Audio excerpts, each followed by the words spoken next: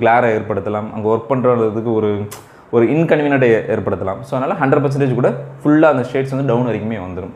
அதாவது food candle ரொம்ப அதிகமாக இருந்ததுன்னா.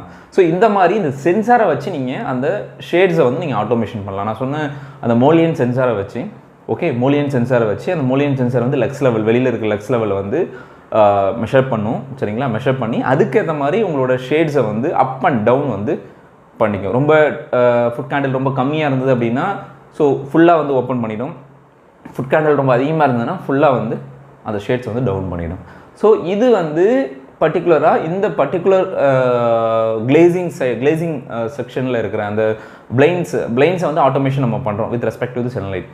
அதே மாதிரி அந்த ஃபார் எக்ஸாம்பிள் இப்போ நீங்கள் வந்து கண்ட்ரோல் வந்து ஒன்லி பிளைன்ஸுக்கு மட்டும் வச்சுருவீங்க. அப்போ உள்ளே இருக்கிற வாட்டர் போட்டு வர lights, work station lights, so அந்த ஒர்க் ஸ்டேஷன் லைட்டை வந்து மாடுலேட் ஆகணும். கரெக்டுங்களா? இப்போ வெளியில் ரொம்ப அதிகமாக வந்து